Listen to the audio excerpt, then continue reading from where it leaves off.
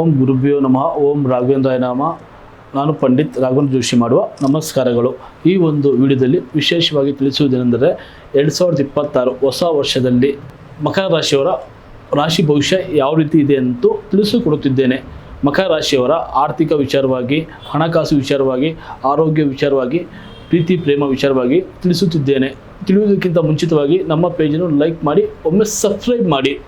ಮೊದಲನೇದಾಗಿ ವೃತ್ತಿ ಹಾಗೂ ವ್ಯವಹಾರ ಬಗ್ಗೆ ತಿಳಿಯುವುದಾದರೆ, ವೃತ್ತಿಯಲ್ಲಿ ಸ್ವಲ್ಪ ಏನೇ ಒಂದು ಕೆಲಸ ಮಾಡೋಕ್ಕಂತ ಹೋಗ್ತೀರಾ, ಪ್ರಯತ್ನ ಪಡ್ತೀರಾ, ಫಲ ಅನ್ನೋದು ಸಿಗೋದಿಲ್ಲ. ಕಷ್ಟಪಟ್ಟು ಕೆಲಸ ಮಾಡ್ತೀರಾ, ತುಂಬ ಶ್ರಮ ಇರುತ್ತದೆ. ನಿಮ್ಮದು ಶ್ರಮ ಎಷ್ಟು ಪಟ್ಟರೂ ನಿಮಗೆ ಒಂದು ರಿಸಲ್ಟ್ ಸಿಗೋದಿಲ್ಲ.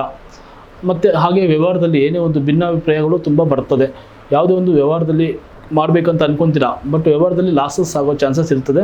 ಫ್ರೆಂಡ್ಶಿಪ್ಪಲ್ಲಿ ಯಾವುದೇ ಒಂದು ವ್ಯವಹಾರ ಮಾಡೋಕ್ಕೆ ಹೋಗಬಾರ್ದು. ಫ್ರೆಂಡ್ಶಿಪ್ಪಲ್ಲಿ ಯಾವುದೇ ಒಂದು ವ್ಯವಹಾರ ಮಾಡೋಕ್ಕೆ ಹೋದರೆ ಲಾಸಸ್ ಅನ್ನೋದು ಭಾಳ ಕಾಣ್ತೀರಾ. ಬಟ್ ಸ್ವಂತವಾಗಿ ಏನೇ ಒಂದು ವ್ಯವಹಾರ ಕೈ ಹಾಕಿ ವ್ಯವಹಾರದಲ್ಲಿ ತುಂಬ ಏಳಿಗೆ ಆಗ್ತೀರಾ. ಆರ್ಥಿಕ ವಿಚಾರವಾಗಿ ತಿಳಿಯುವುದಾದರೆ, ಸ್ವಲ್ಪ ಯಾವುದೇ ಒಂದು ಖರ್ಚು ಮಾಡಬೇಕಾದ್ರೆ ಸ್ವಲ್ಪ ನೋಡ್ಕೊಂಡು ಮಾಡಬೇಕು. ಸುಮ್ಮನೆ ಖರ್ಚು ಮಾಡ್ತೀರಾ, ಹಣಕಾಸು ಖರ್ಚು ಮಾಡಿದಷ್ಟು ಮನೆಯಲ್ಲಿ ಸ್ವಲ್ಪ ನೆಮ್ಮದಿ ಇರೋದಿಲ್ಲ. ಸಾಲ ಅನ್ನೋದು ಜಾಸ್ತಿ ಇರ್ತದೆ. ಸಾಲ ಸ್ವಲ್ಪ ಹೋಗೋ ಚಾನ್ಸಸ್ ಬಹಳ ಇರ್ತದೆ. ಮೂರನೇದಾಗಿ ಪ್ರೀತಿ ಹಾಗೂ ಪ್ರೇಮ ವಿಚಾರವಾಗಿ ತಿಳಿಯುವುದಾದರೆ, ಪ್ರೀತಿಯಲ್ಲಿ ಇಷ್ಟಪಟ್ಟಂತೆ ಮದುವೆ ಆಗೋ ಚಾನ್ಸಸ್ ಬಹಳ ಇರುತ್ತದೆ. ಮೂರನೇ ವ್ಯಕ್ತಿಯಿಂದ ನಿಮಗೆ ಸಪೋರ್ಟ್ ಬಹಳ ಆಗುತ್ತದೆ. ಬಟ್ ಸ್ವಂತ ಕುಟುಂಬದಲ್ಲಿ, ಸ್ವಂತ ಫ್ಯಾಮಿಲಿಯಲ್ಲಿ ಇಷ್ಟಪಟ್ಟಂತೆ ಮದುವೆ ಆಗಲು ಚಾನ್ಸಸ್ ಇರಲ್ಲ. ಹೊರಗಿನ ವ್ಯಕ್ತಿಯಿಂದ ಇಷ್ಟಪಟ್ಟಂತೆ ಮದುವೆ ಆಗೋ ಚಾನ್ಸಸ್ ಇರುತ್ತೆ.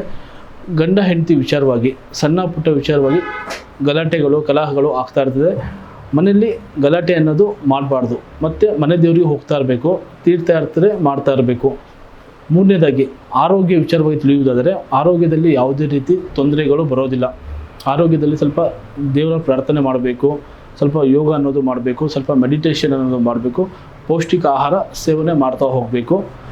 ಈ ರಾಶಿಯವರ ಪರಿಹಾರ ಮಾರ್ಗ ತಿಳಿಯುವುದಾದರೆ, 9 ಶನಿವಾರ ಆಂಜನೇಯ ಸ್ವಾಮಿ ದೇವಸ್ಥಾನಕ್ಕೆ ಹೋಗ್ಬಿಟ್ಟು ಆಂಜನೇಯ ಸ್ವಾಮಿಗೆ ಇಷ್ಟವಾದ ಮಂತ್ರ ಓಂ ಹಂ ಹನುಮತೆ ನಮಃ, ಓಂ ಹಂ ಹನುಮತೆ ನಮಃ ಅಂತ 11 ಬಾರಿ ಪಠಿಸುವುದರಿಂದ ಯಾವುದೇ ರೀತಿ ತೊಂದರೆ ಆಗಲ್ಲ. ಬಟ್ ಆಂಜನೇಯ ಸ್ವಾಮಿ ದೇವಸ್ಥಾನಕ್ಕೆ ಹೋಗಬೇಕಾದ್ರೆ 5 ಬಾರಿ, ಕನಿಷ್ಠ 5 ಬಾರಿ ಆದರೂ ಪ್ರದಕ್ಷಿಣೆ ಮಾಡಬೇಕು. ಮಾಡುವುದರಿಂದ ಯಾವುದೇ ರೀತಿ ಸಮಸ್ಯೆಗಳು ಬರೋದಿಲ್ಲ.